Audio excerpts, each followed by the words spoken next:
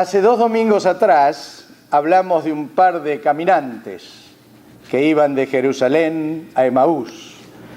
Dijimos que estos caminantes iban amargados, desilusionados, entristecidos, iban caminando en sentido contrario en la vida, porque en lugar de ir a donde estaban todos los que tenían fe, iban caminando hacia el lugar donde estaban todos los que no tenían fe.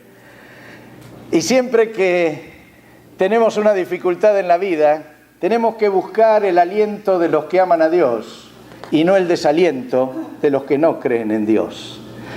Así que quiero continuar este relato y menciono que cuando estos decidieron alejarse del lugar donde podían encontrar fe, amor, donde el Señor se iba a manifestar, eligieron irse lejos. Y siempre parece que cuando estamos en dificultad queremos irnos lejos, como si irnos evitara el problema. Pero la realidad que cuando uno tiene un problema, ¿dónde va? ¿Qué hace? Lleva el problema.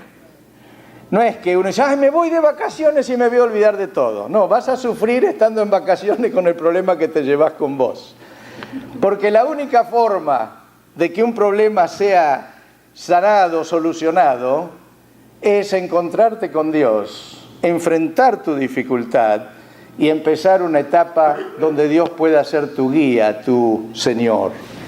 Saben, cuando uno pierde el deseo de vivir con propósito, cuando uno quiere mantener la amargura en el corazón, a veces parece mentira, a veces no queremos dejar la amargura, es como que sentimos lástima de nosotros mismos y seguimos con la amargura en el corazón. A veces nos disgustamos por lo que no tenemos, como si lo que no tenemos fuera tan imprescindible. Y dejamos de alegrarnos y de agradecer por lo que sí tenemos. ¿Saben? Cuando vivimos así, cuando la queja es parte de nuestro diario vivir, en un encuentro de matrimonio, ¿saben lo que inauguramos? Un quejómetro. ¿Sabe lo que es un quejómetro? Es un medidor de cuántas quejas tiene usted por día. Y fuimos poniendo distintos momentos, ¿no? Hasta 5 quejas, digamos que está todavía pudiendo salvarse. Pero cuando llega a 20 quejas o más por día, usted está arruinando su vida realmente. Y no porque las quejas no sean bien motivadas, sino porque quejarse no soluciona nada, sino que lo empeora. Así que siempre que nos quejamos estamos transitando un camino equivocado. Pero ¿saben qué más? Si además de estar en la vida yendo a una dirección equivocada, frecuentamos personas y ambientes tóxicos, bueno, ya no es que estás caminando, estás yéndote barranca abajo.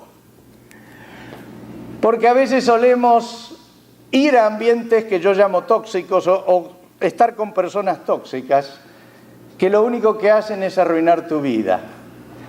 Ahora, Jesús se juntó con gente tóxica. Jesús iba con todos aquellos arruinados, amargados. ¿Se acuerdan lo que dijimos? Que se juntó, el día que resucitó se juntó con 2 amargados que iban caminando fuera del lugar. Pero Jesús se acerca para renovar la vida, para cambiarles. Jesús no se acerca para participar del ambiente tóxico, sino para hacer que ese ambiente cambie y sea un ambiente sano. Si yo te preguntara hoy, ¿qué es un ambiente tóxico o personas tóxicas? ¿Qué dirías? Yo lo dividí en 2 la respuesta. Una es la respuesta para aquellos que en la vida no han tenido una experiencia fuerte con el Señor. Han oído, son cristianos culturales, quieren a veces acercarse a Dios, pero no han tenido una experiencia fuerte con el Señor. ¿Qué sería un ambiente tóxico para esas personas?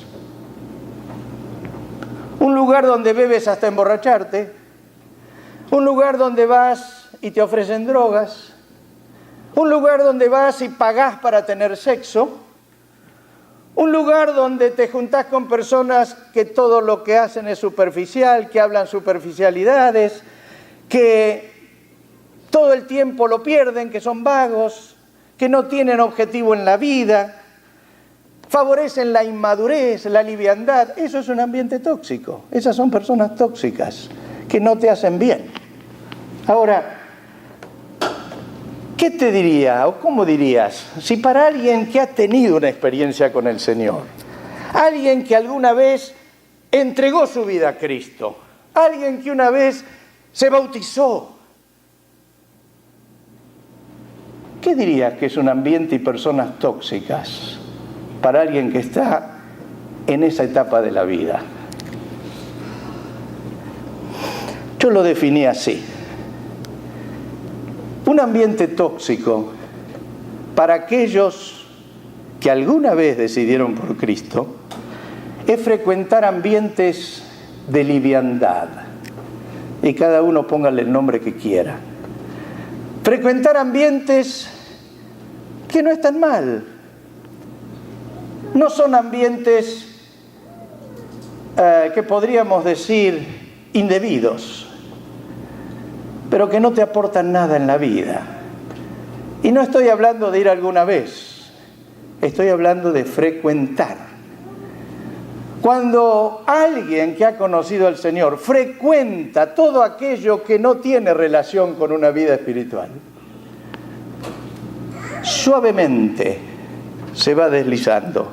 Puse aquí que es la práctica continua de pasatiempos legítimos, pero en detrimento de acciones o actividades que te unan a Dios. El día tiene 24 horas. 8 o 9 trabajamos.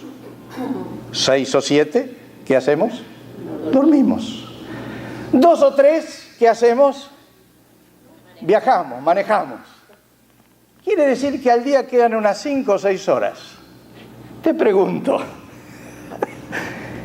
¿cómo utilizamos esas 5 o 6 horas? Me acuerdo cuando llegué aquí a Miami hace muchos años, una queja frecuente de algunas esposas era que los esposos pasaban 3 o 4 horas con los jueguitos de la televisión. A veces entre países, al fútbol, manejando un auto. ¡Horas! Ahora, eso no es una actividad indebida. Pero ¿qué les parece? ¿Genera un ambiente tóxico o no?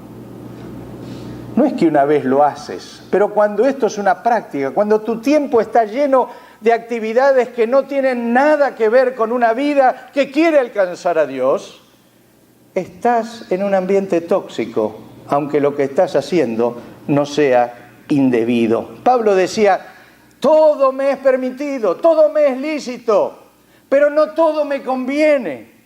Todo me es permitido, pero no dejaré que nada me domine. Como diciendo, lo mío no tiene que ser una diferencia entre si elijo lo malo y lo bueno. Lo mío tiene que ser una diferencia entre elegir no lo bueno, sino lo mejor. Porque quiero vivir una vida como Cristo la vivió. No está mal hacer deportes, no está mal ir a una diversión, no está mal tantas lindas cosas que tiene la vida y está bien disfrutarlas. Pero cuando eso se transforma en el 100% de tu vida y el Señor está relegado al departamento religioso de 1 hora por semana, querido, estás yendo barranca abajo. ¿Sabe lo que dice la Escritura? Es un poco duro. Si ustedes vieron por primera vez o hace poco que viene, mire a los que vienen y háganle así. Como diciendo, esto no es para nosotros, esto es para ustedes que vienen siempre. Mire lo que dice acá. Se lo dice a gente que iba a la iglesia. Sé que no eres ni frío ni caliente. Ojalá fueras lo uno o lo otro. Por tanto, como no eres ni frío ni caliente, sino tibio, ay, me da pena leer lo que dice. Algunos lo saben. Dice, estoy por vomitarte de mi boca. Señor, ¿vos pusiste eso en la Escritura? Le está diciendo, a esos cristianos que les encanta estar haciendo lo que no se quieren perder de un lado, pero tampoco se quieren perder lo que Jesús ofrece. Y es terrible, pero el Señor dice, no dijo te vomité, estoy por,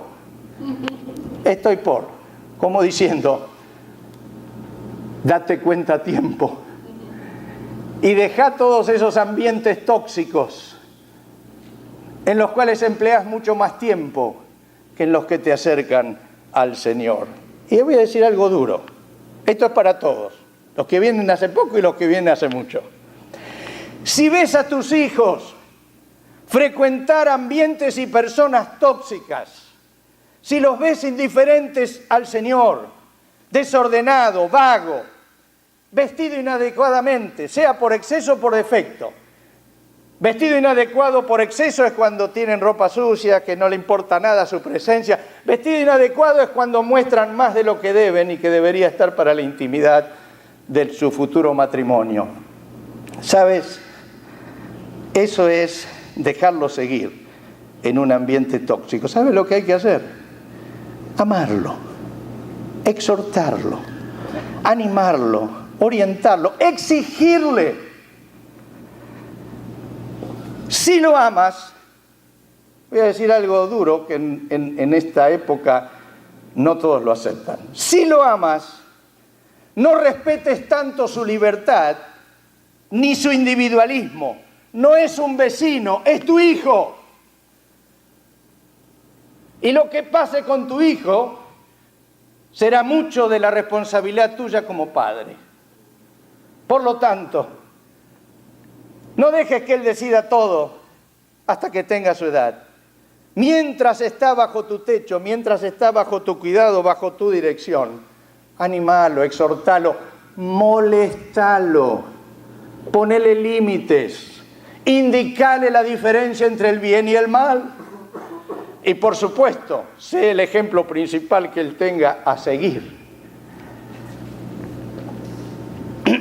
Es preferible que se disguste contigo y recapacite a que se vaya al infierno. Pensalo bien. La buena noticia es que siempre hay tiempo de salirse del camino de Emaús y retomar el camino a Jerusalén. Siempre hay tiempo. ¿Saben por qué? Porque Jesús sale al encuentro en nuestro camino. Aleluya. Estos dos caminantes iban, ¿se acuerdan? Y cuando Jesús se acercó, ¿qué característica extraña dijimos de Jesús que se hizo qué? El desentendido. ¿Qué conversan entre ustedes? Y los muchachos les salió la argentinada. ¿Cómo que conversamos entre nosotros? Sos el único que acá en Jerusalén que no sabe lo que pasó. Y Jesús sigue haciéndose el desentendido. ¿Y qué pasó? Y ellos le cuentan. Lo bajaron, ¿se acuerda? Jesús de rango, en vez de Señor y Mesías, como no apareció ya hacía 3 días, lo bajaron a profeta. Y Jesús le comienza a explicar las Escrituras. Y cuando va anocheciendo y haciéndose tarde, miren lo que pasó. Lucas 24, 28 al 35. Al acercarse al pueblo donde se dirigían, Jesús hizo como que iba más lejos. Pero ellos insistieron, quédate con nosotros que está atardeciendo, ya es casi de noche. Así que entró para quedarse con ellos. Luego, estando con ellos a la mesa, tomó el pan, lo bendijo, lo partió y se lo dio. Entonces se le abrieron los ojos y lo reconocieron, pero él desapareció. Se decían uno al otro, ¿no ardía nuestro corazón mientras conversaba con nosotros en el camino y nos explicaba las Escrituras? Al instante se pusieron en camino y regresaron a Jerusalén. Allí encontraron a los 11 a los que estaban reunidos con ellos. Es cierto, decían, el Señor ha resucitado y se le ha aparecido a Simón. Estos dos caminantes, por su parte, contaron lo que les había sucedido en el camino y cómo habían reconocido a Jesús cuando partió el pan. Qué texto tan maravilloso este. ¿Saben? Uno de los dos caminantes, ¿se acuerdan cómo se llamaba? Cleofas. Algunos dicen, bueno, por ahí era una pareja. No, no era una pareja, por una sencilla razón. Cuando dice unas mujeres nos dijeron, si hubiera sido una de las mujeres, justamente, ¿sabe quién era una de las mujeres que estuvieron en la crucifixión y en la tumba vacía? La esposa de Cleofas. Mire lo que dice aquí Juan 19, 25. Dice,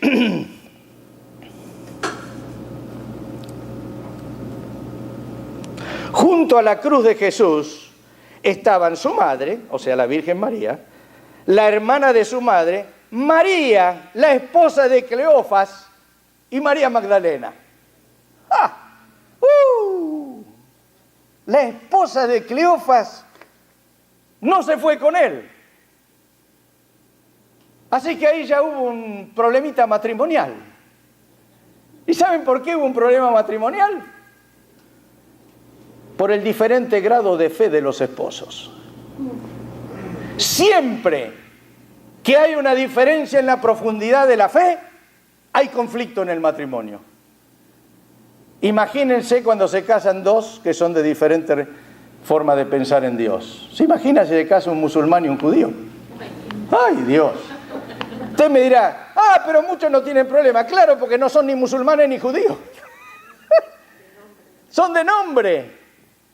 Pero no lo son, en realidad no creen lo que dicen creer. Dicen creer, pero no creen.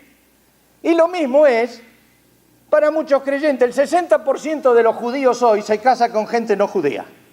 Yo recibo una página judía y me trae las estadísticas. Y ni quiero pensar en los cristianos, porque dice que se casan con cristianos, pero ¿se casan con qué cristianos? Cristianos que no conocen al Señor, cristianos que no aman a Dios, cristianos que no tienen en cuenta a Dios. Claro, así es fácil, no van a tener problemas porque no creen, aunque se casan por iglesia. Pero estos dos habían estado juntos 3 años seguramente con el Señor, pero llegó el momento en que tuvieron que demostrar que creían en el fondo. Y Cleofas dijo, esto no va más para mí, me vuelvo. María dijo, yo me quedo. Yo me quedo. Ella había visto dónde habían puesto a Jesús. Había estado al pie de la cruz cuando Jesús murió. Y seguramente, aunque no la menciona específicamente, pero las Escrituras dicen, las mujeres que estaban con Jesús fueron a la tumba también. Y yo deduzco que ahí estaba María, la esposa de Cleofas.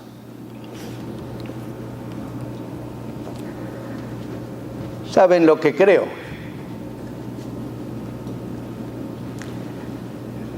Que la perseverancia de cualquiera de los dos cónyuges que ama a Dios se une con Dios para orar y pedir por su cónyuge, Dios obra e interviene.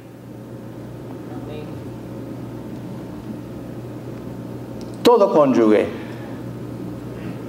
debe orar para que su pareja se acerque a Dios. No lo tiene que perseguir, no lo tiene que molestar, no le tiene que poner una Biblia bajo la almohada a ver si la lee, o dejársela abierta ahí en la almohada a ver si lee, y le señala un versículo, le deja una hojita para decir ahí, cree en el Señor Jesucristo.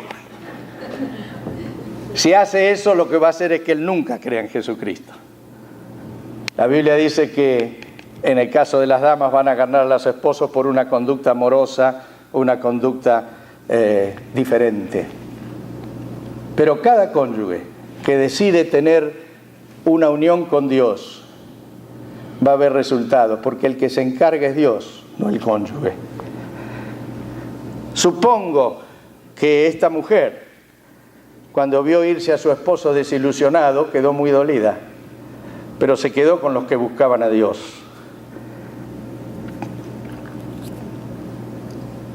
No en ese momento, sino más adelante en la Escritura, el apóstol Pablo dijo una frase a una familia: cree en el Señor Jesucristo y tú y tu casa serán salvos. Le está diciendo, vos ponete del lado de la fe, cree en Dios y el Señor va a traer a toda tu familia a la fe. Ahora, en este relato que leímos, me asombra a Jesús haciéndose el distraído. Llegaban y tenían que encontrar un lugar donde pasar la noche y comer. Y a Jesús le salió el argentino de adentro. Porque hizo como que seguía caminando. Le dijeron, por favor, quédate con nosotros. Ya es de noche. Bueno, Jesús se quedó. Estaba esperando que se lo digan. Y es interesante lo que pasa después. Jesús, dice la Escritura, hizo como que seguía caminando. Y yo te pregunto, o te digo, ¿sabes que Jesús también en tu vida, en mi vida, a veces hace como que se aleja? ¿Para qué te parece que Jesús hace como que se aleja de tu vida? Que lo invitas. Que te lo invites a quedarse. Para que te des cuenta si te das cuenta que se va o no. Para que te des cuenta si realmente lo tenés o ni te das cuenta que lo tenés. Y Jesús está esperando que te des cuenta y que le digas, por favor, quédate conmigo. El Señor no te va a empujar, el Señor no te va a avasallar, el Señor no te va a obligar a que le ames o que te acerques a Él. Pero anhela tener una amistad contigo, de padre a hijo, de amigo a amigo. Una amistad que sobrepasa toda amistad que puedas tener o toda relación que puedas tener. Y yo creo que Jesús intencionalmente hizo como que seguía. Quería ver si la palabra les había movilizado. Y cuando le dijeron que se quede, ¿qué hizo Jesús? Se quedó. Dice la Escritura luego, como diciendo, se ve que entraron, hablaron con el posadero, pidieron la comida, acomodaron las pertenencias. Pero díganme, ¿Jesús era invitado o el dueño de la situación? ¿Qué era? Era invitado. Estos dos son los que dijeron quédate, estos dos son los que seguro pagarían la posada. Sin embargo, ¿qué hizo Jesús? Dice que entró, tomó el pan, lo partió, lo bendijo y se lo dio a los otros. ¿Sabe por qué? Porque Jesús es el Señor. Y en todo momento muestra su señorío. Él no es un invitado en tu casa donde se sienta en un rinconcito a ver si lo dejas quedarse. Cuando tú le dices al Señor, quédate con nosotros, es para que Él sea el Señor de tu vida. Es para que Él defina tus prioridades, tu tiempo, tu dinero, tu salud, tu futuro, tu profesión, tus hijos. Él no es uno más, es el Señor. Me gusta ver a Jesús humilde, sencillo, pero ocupando el lugar de señorío. ¿Y sabe qué hace Jesús? Celebra la primera Eucaristía. Ni aguantó. Resucitó y ese mismo día celebró la Eucaristía. Claro, Él no la tomó porque decía, no beberé esto hasta que esté con ustedes en mi reino. Pero hizo todo lo que se hace al celebrar la Eucaristía. Les dio la palabra primero. Partió el pan, se los dio. ¿Y qué pasó cuando partió el pan y se los dio? ¿Qué dice la Escritura? ¡Ay! Se le abrieron los ojos y lo reconocieron. ¡Ah! Cuando Jesús le das lugar en tu vida, algo en tu interior se modifica y ves lo que antes no veías. Querés estar cerca de Jesús cuando antes no te interesaba. No podés estar en lugares donde simplemente se pasa el tiempo, un pasatiempo porque sos un aburrido y no tenés nada que hacer y vas ahí, para encontrar ahora que tu vida clama por hacer todo aquello que acerque personas al reino de Dios y que te acerque a ti, a tus hijos y a todos al reino de Dios. Hay un cambio, Jesús te hace ver, aleluya. Cuando abres tu corazón de par en par, a Jesús tu ser se ilumina con una nueva dimensión. Soy testigo de lo que ocurre en las vidas cuando Jesús llega. Me acuerdo de una chica, sigue escribiéndose con mi señora, después de, no sé, más de 30 años, sigue firme en la fe. Llegó un día, la trajo su cuñado, toda demacrada, drogada, con vincha, con cintas, con flecos, los pantalones sucios. Era una piltrafa, jovencita, casada. Casi se cayó en el sillón de casa. Le presentamos el Evangelio, aceptó a Cristo, oramos y se fue. No vimos nada espectacular, no vimos nada llamativo, pero la vimos al otro día. Su rostro lavado, bien peinada, bien vestida, bien femenina. Y hasta el día de hoy sigue firme el Señor. Su esposo hizo todo lo que pudo para hacerle daño. Salía con otras mujeres y le contaba que salía con otras mujeres. Se drogaba.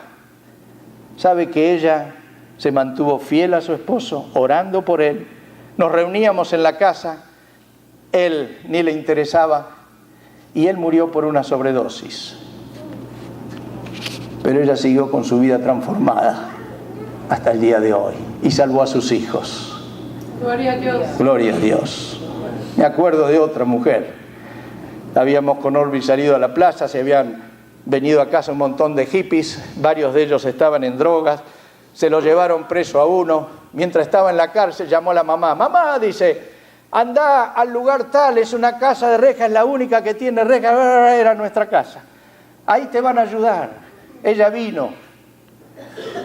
Raquel la hizo pasar al living, le habló de Cristo, aceptó al Señor y se transformó en una mujer que todo chico con problemas, ella lo recogía, ella le daba de comer, ella lo iba a visitar.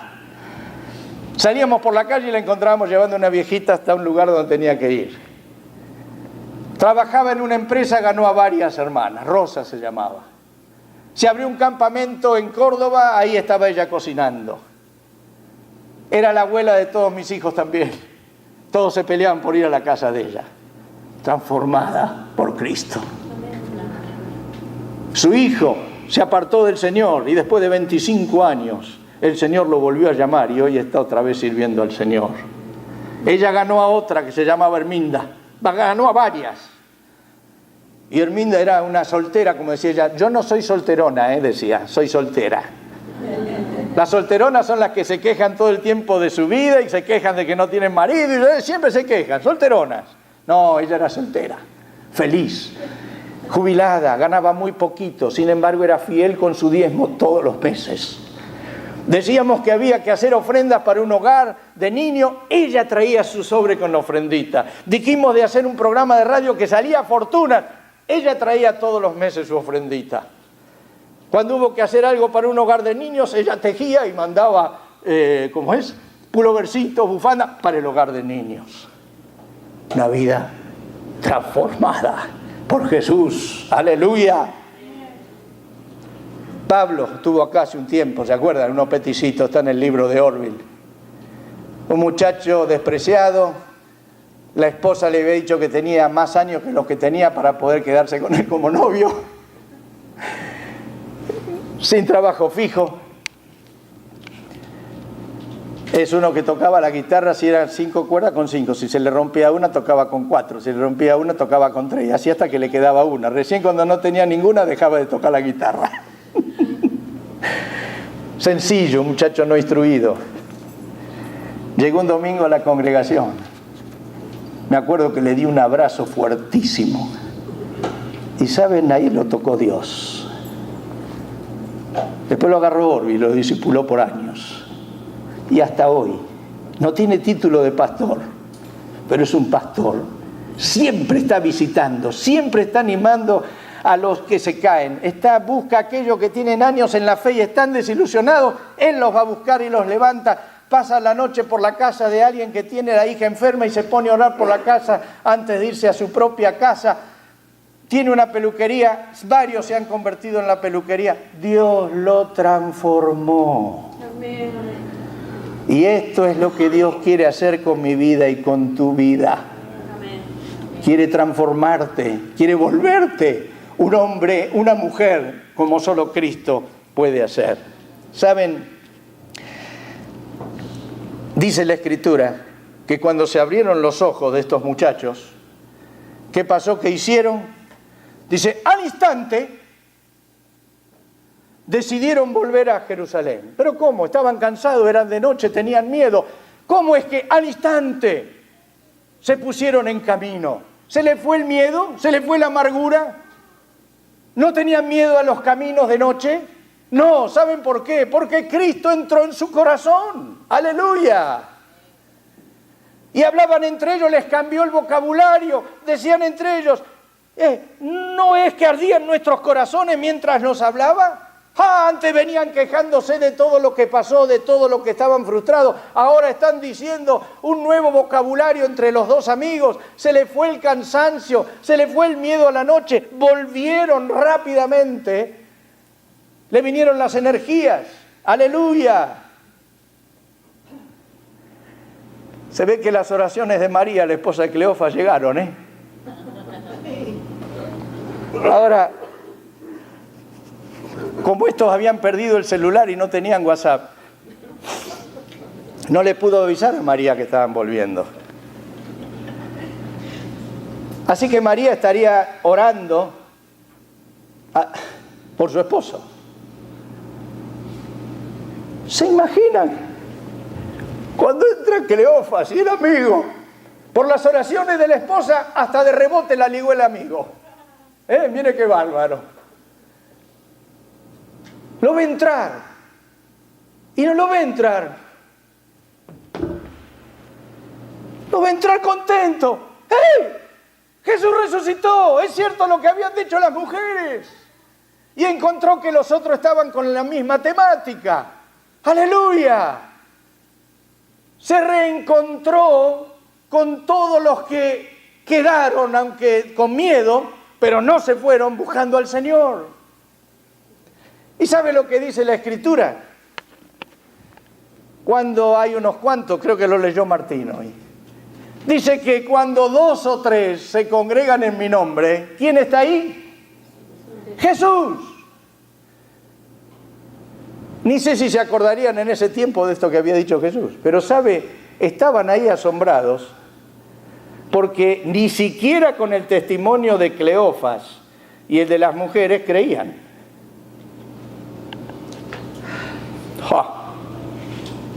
Miren lo que pasa. Todavía estaban ellos hablando acerca de esto cuando Jesús mismo se puso en medio de ellos y les dijo: paz a ustedes. Aleluya. Cuando los hermanos se reúnen con alegría en el nombre del Señor, siempre está presente Jesús. ¿Sabe cómo les debe haber resonado esa palabra a los 11 más todos los otros que estaban cuando aparece Jesús y le dice: paz a ustedes? Si fuera un dibujito animado, todos harían plop.